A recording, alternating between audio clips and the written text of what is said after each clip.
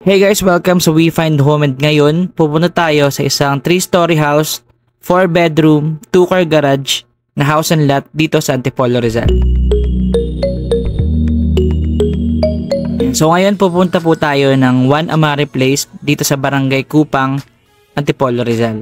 This is borderline sa Marikina na, and 5 minutes away sa SM City Masinag, 950 meters away sa Hillside Center Plaza, 4 kilometers sa Marikina Public Market, and 2.4 kilometers naman siya sa FEU Roosevelt Cainta and ICCT Cainta. 2.4 kilometers naman sa Metro Manila Antipolo Hospital and Medical Center. Para naman po sa mga nag-uopisina sa BGC, 41 minutes lang yung travel time from One Amari Place, 30 minutes naman pa Cubao, 34 minutes pa Ortigas, and 50 minutes naman pa Makati. Na-impress ako sa project na to dahil para sa 3-story house, 4 bedroom, 2-car garage, and sa price na 8 million, sobrang reasonable na ng price. One Amari Place is developed by TaylorMade, and konti lang yung units sa project na to, nasa 72 units, and 6,300 square meter lang yung property land area. Now, maliban sa hindi crowded yung project, meron pa siyang CCTV, 24/7 security, gated yung community, may swimming pool, playground, lounge, and meron ding property management. Nandito na tayo sa gate, so magko-community tour na tayo. And meron na lang 8 units na available dito sa One Amari Place. And so nandito sa left side yung amenities na pinakita ko kanina. So ang kinaganda talaga pag limited lang yung units is hindi talaga crowded yung project and yung mabibilin yung property. And dito tayo sa kaliwa, nandiyan yung model house nung itutour natin ngayon. And yung i-house tour natin is dalawa na lang yung ganong type of units. And meron na akong naunang video dun sa mas affordable na unit, so pwede nyo i-check yun. So after nito, meron pa akong gagawing isang video ng model house din kay One Amari Place. In yung 5 bedroom naman, so pwede nyo i-check yun after nito. Marami akong projects na mga ginawang content na pwede nyo silipin and isend sa family nyo abroad. This is a 2-car garage. So tara, pasok tayo. Ang total contract price nito is 8.7 million. And sa mga hindi pa ho nakakapag-subscribe, huwag nyo kalimutan mag-subscribe sa channel ko. Napakalaking tulong na ho sa akin nun. And nandito naman yung laundry area. Yun talaga yung pinaka nagustuhan ko sa TaylorMade projects. Usually, malalaki talaga yung laundry area nila.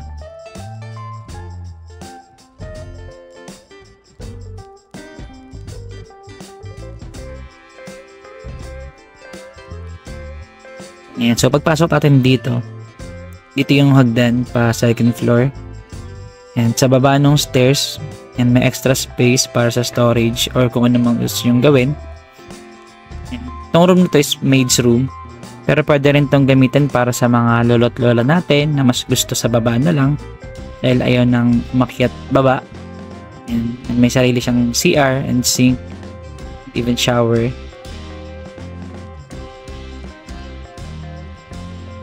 Meron din siyang bintana, pa car garage naman yung view.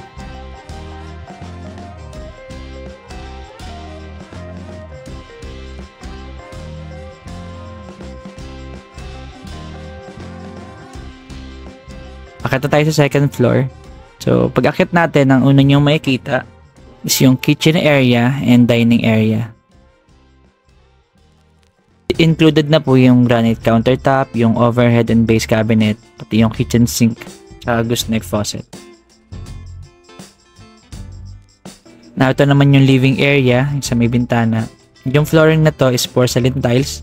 Yung wall naman is white semi-gloss, and yung ceiling is FISM board painted white with pin light bulb. Yan, bago tayo makyat sa third floor, meron din ditong toilet and bath.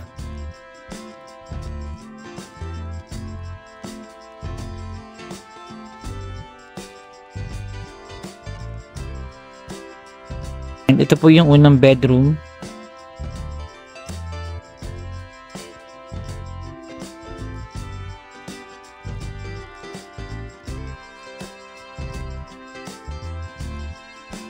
And meron siyang airwell dito. And kita mo yung sa parking lot naman.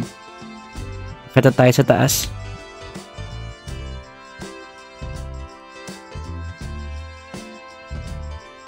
Yan, silip muna tayo. Itong nasa tapat natin is Unit B. So, 1 car parking to. Ito lang yung unit na may 1 car parking lang. Siya yung pinaka-affordable. So, akita tayo sa 3rd floor. Nasaan yung master's bedroom. Para ho sa mga interested sa project na to, pwede nyo akong tawagin sa number ko na nasa baba. Mas okay ho siya kaysa mag-comment dahil hindi nyo nakikita yung reply ko sa comment section. So, meron din siyang window dito sa stairs para sa natural light.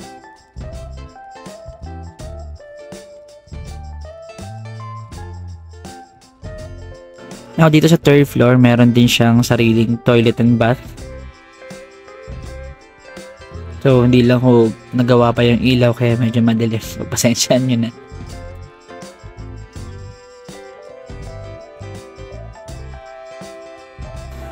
Ito yung pangalawang bedroom.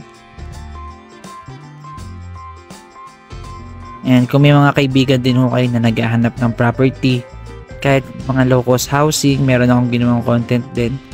And kung wala pa man, pwede nyo naman akong tawagan para mag-inquire. Yan.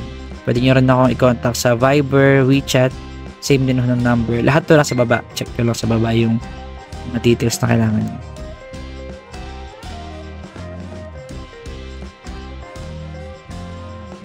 Yung pangatlo.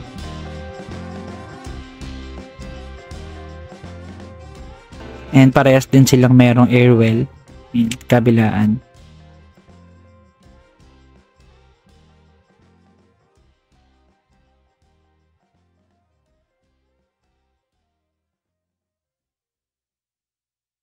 Now, dito naman sa master's bedroom. Ayan, so, meron siyang sariling toilet and bath.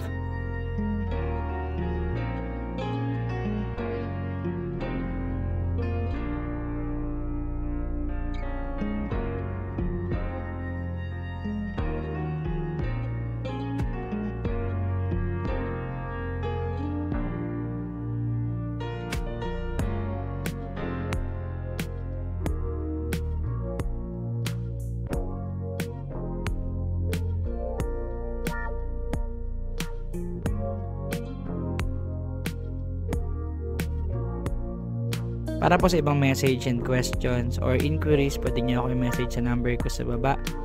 And para po sa nasa abroad, pwede rin through Viber and email or Messenger. Lahat po nasa description. Salamat po sa mga nanood.